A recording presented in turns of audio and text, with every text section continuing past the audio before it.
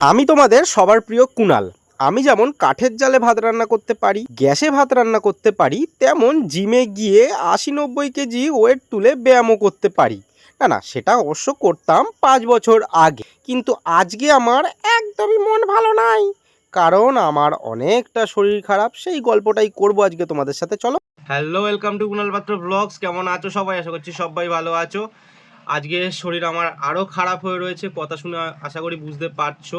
তো এখনও শরীর ঠিক হয়নি, আমি ওষুধ খেয়েছি, তাও ঠিকঠাক হয়নি এখনও।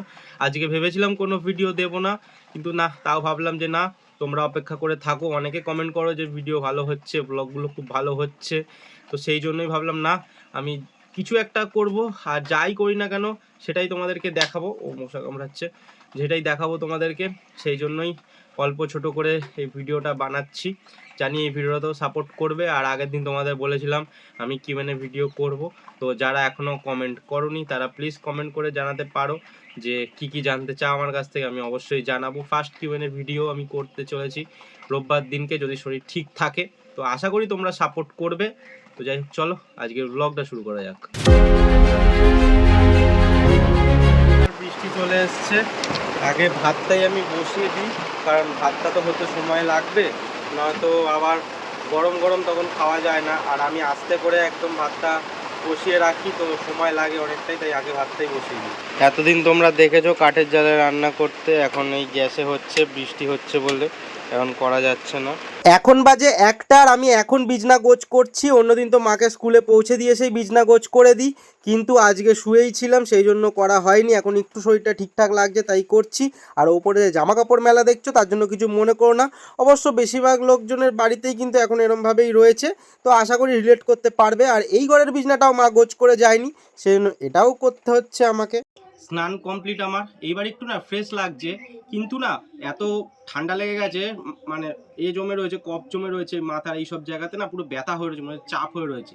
তাই ভাবলাম একটুখানি পুশ আপ মারি অনেক দিন বাদে, আর তোমাদেরকেও দেখাই। না না, এমন ভাবো না যে প্রথম মারছি, ঠিক আছে, আগে মেরে নিই। আমি তার আগে বলি, আমি আগে কন্টিনিউ মানে একটা না 100খানা পুশ আপ হু করে মেরে দিতাম, ঠিক আছে। তুমি ধরো বলতে 1 মিনিটে 100 পুশ আপ পুরো মারা হয়ে যেত। না না, মিথ্যে কথা বলছি না। এখন আমি খুব জোর কথা 20টা 25টা মারতে পারবো হয়তো, তাও হাঁপিয়ে যাব। কিন্তু আগে দাঁড়াও, মেরে নিই, তারপর তোমাদের সেই গল্পটা করছি। রেডি? ঠিক 5 বছর আগে আমার চেহারাটা কিন্তু এরকমই ছিল, 2018 শেষের দিকে বা 2019 প্রথমের দিকে। হ্যাঁ, সেই গল্পটাই করছি এবার তোমাদের সাথে। 20টাই ঠিক আছে।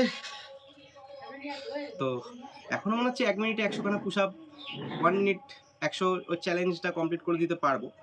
কিন্তু তার আগে বলি গল্পটা, যে আগে আমি ব্যায়াম করতাম।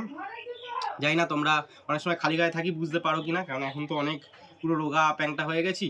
কিন্তু আগে আমি 2018তে স্টেট লেভেল যে ইনক্লাইন বেঞ্চ প্রেস চ্যাম্পিয়ন হয়, বেঞ্চ প্রেস চ্যাম্পিয়ন, ওখানে তোমার প্রতিযোগিতায় গেছিলাম।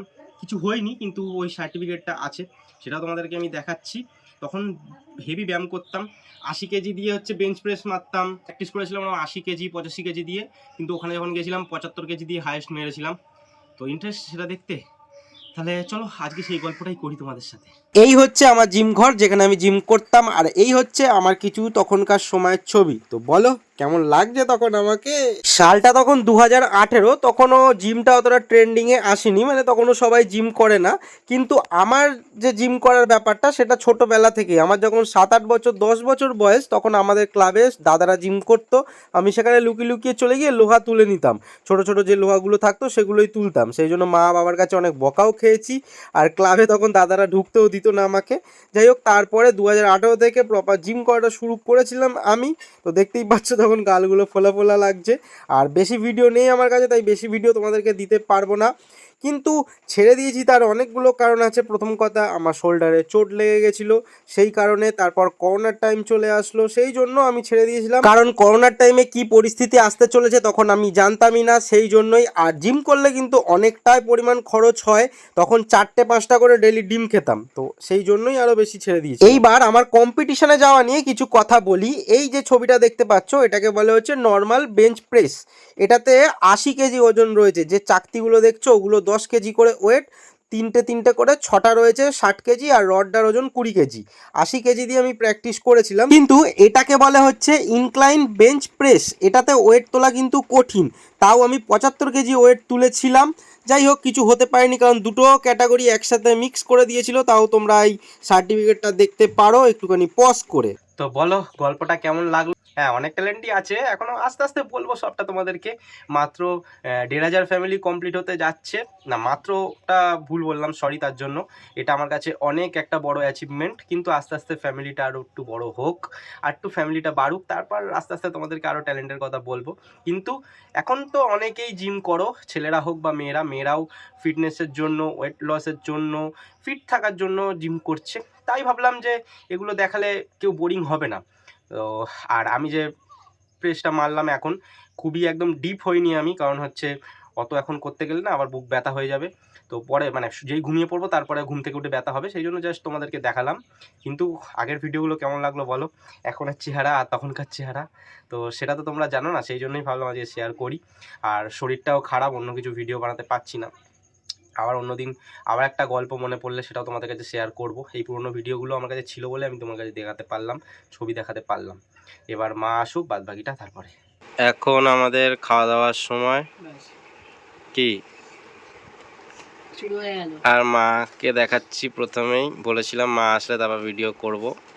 তো মা ঝট করে বলে দাও আজকে মেনু কি শেষ, ওই জন্যই তো তাড়াতাড়ি খেয়ে নাও, যাতে একটা আমার মতো মহিলা 4টে ডিম খায়, এত ভাত এত তরকারি, বাচ্চাটা বলছে ও মা আমায় দাও, বলছে আমার কম পড়ে যাবে না? তা মায়েদেরও কম পড়ে। তুমি তো তাই জন্য আগে থেকেই খেয়ে নাও, যাতে বুঝতে না পারে কতটা খাচ্ছ। তা আজকে কি করেছো বলো? উচ্ছে আলু ভাতে, পটল আলু ভাতে পেঁয়াজ ভেজে মেখেছি। আচ্ছা। এই যে মুসুর ডাল পেঁপে দিয়ে। আচ্ছা। এই যে গুড়ি কচু বলে না, কচুর মুখি, ওই দিয়ে আলু দিয়ে মাংসের মতো করে রান্না করেছি। আর এই যে কাঁকরোল আলু ভাজা। আচ্ছা। আর চাটনি ফ্রিজে ঠান্ডা, বের করে নি, ওয়েদার চেঞ্জ, সবার গলার প্রবলেম হচ্ছে। আর আপনাদের ইউটিউবার কুণাল পাত্র যে ভিডিও করছে আমাকে, তার শরীর খারাপ, ওই জন্য চাটনি ঠান্ডা খাওয়া যাবে না। আচ্ছা, ঠিক আছে। দুপুরে খাওয়া দাওয়ার পরে আবার শরীরটা খারাপ করেছিল, সেই জন্য দুপুরে ভিডিওটা কন্টিনিউ করতে পারিনি। এখন আসলাম আবার রাত্রিবেলাতে। তো বলো ভিডিওটা কেমন লাগলো, আর যদি ভালো লাগে কমেন্ট করে কিন্তু জানাতেই হবে, কারণ পুরোনো দিনের একটা নতুন কথা শেয়ার করলাম। আর একটু হলেও তোমাদের ভিডিওটা ভালো লেগেছে আমি জানি। আর যারা যারা এখনও কিউএনএ ভিডিওর জন্য কমেন্ট করোনি, তারা কিন্তু অবশ্যই কমেন্ট করে জানাও। অলরেডি যারা কমেন্ট করেছে তাদেরকে অনেক থ্যাংক ইউ। সব ভিডিওটা, সব প্রশ্নের উত্তর আমি দেবো, কিন্তু যারা এখনও করোনি ঝটপট করে কমেন্টটা করে নাও। আর আজকের জন্য ভিডিও এতটাই, টাটা, টেক কেয়ার।